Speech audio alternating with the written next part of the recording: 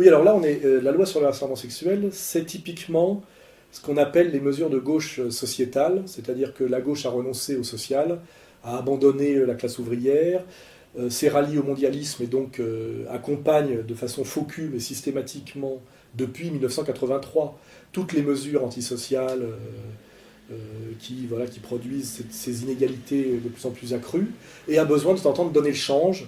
Et on a ce glissement de la gauche sociale à la gauche sociétale, donc c'est toujours droit des homosexuels, droit des femmes. Attention, droit des femmes, ces gens-là ont rétabli le travail de nuit des femmes. Hein. Mais par contre, c'est des petits trucs sur notamment le harcèlement sexuel. Hein. Voilà. Donc là, c'est la priorité du gouvernement, et qui consiste toujours, systématiquement, à remplacer la lutte des classes qui existe, et qui est effective et aggravée aujourd'hui par la lutte des sexes, en faisant effectivement des hommes, des prédateurs, toujours désigner du doigt l'homme, hein, l'homme comme prédateur, surtout alors que c'est souvent un ouvrier lui-même mis au chômage, d'ailleurs pas par des femmes, hein, mais par l'oligarchie, et de faire de la femme une victime, c'est-à-dire l'idiote utile du système, qui pense effectivement qu'elle se combat pour le progressisme en cautionnant ses bêtises. Et surtout, je vais le dire en dernière instance, il y a réellement du harcèlement sexuel, ça existe. Hein.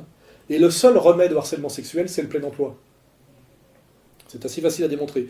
Dans une période de précarisation de l'emploi, on a très peur de perdre son travail. Et le petit chef le sait.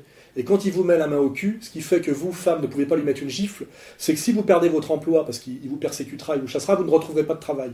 En période de plein emploi, aucun petit chef peut se permettre de mettre la main au cul d'une subalterne, hein, ni d'abuser de la promotion canapé. Hein. Donc, comme une fois de plus, on revient à Rousseau, la question morale se règle par la question sociale. Hein. Si on veut éviter le harcèlement sexuel, il faut se rapprocher du plein emploi. Hein. Et ce qui produit une augmentation sans doute sensible du harcèlement sexuel sur le lieu de travail, c'est la précarisation de l'emploi, le chômage de masse, et le fait qu'aujourd'hui que le travailleur est systématiquement un travailleur précaire, et on voit que l'Europe et les mondialistes vont bientôt faire sauter en France le statut du CDI pour généraliser le CDD.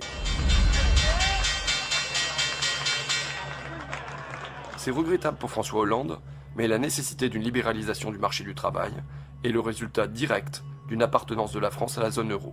Aussi ne peut-on avoir l'une sans avoir l'autre. Vous dites non seulement François Hollande ne va pas tenir ses promesses électorales, mais en plus, c'est lui qui va devoir flexibiliser le marché du travail. C'est lui qui doit remettre en cause ce que vous appelez the famous CDI, le fameux CDI, contrat à durée indéterminée. Qui que soit le prochain président de la République française, c'est un travail qu'il va devoir faire, parce que tout simplement la pression des pairs dans la zone euro, la pression des pairs, c'est-à-dire de l'Italie, de l'Allemagne, de tous les autres pays, quand vous regardez bien, l'Allemagne, au milieu des années 2000, a fait ce genre de réformes. L'Italie et l'Espagne sont obligés de les faire aujourd'hui, la Grèce aussi.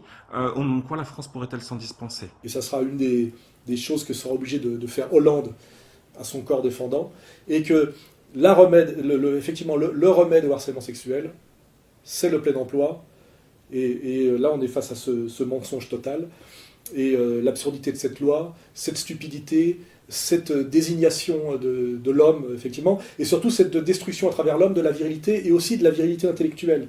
Car il faut avoir une certaine virilité intellectuelle pour sortir cet argumentaire, cette concaténation, cet enchaînement intelligent de concepts, qui veut bien dire la question morale se règle par la question sociale, le vrai remède au harcèlement sexuel, c'est le plein emploi. Je viens de vous faire la démonstration. Vous voyez, la féminisation, l'hystérisation, dont Caroline Fourest est une des démonstrations, la mise au banc et au rencard d'intelligence supérieure comme la mienne, fondée sur une virilité morale et physique authentique, et d'empêcher ce genre de raisonnement qui raccorde la question morale à la question sociale. Vous voyez, voilà, pour la domination, l'oligarchie, et la droite et l'extrême droite telle que je la désigne moi. Hein, voilà.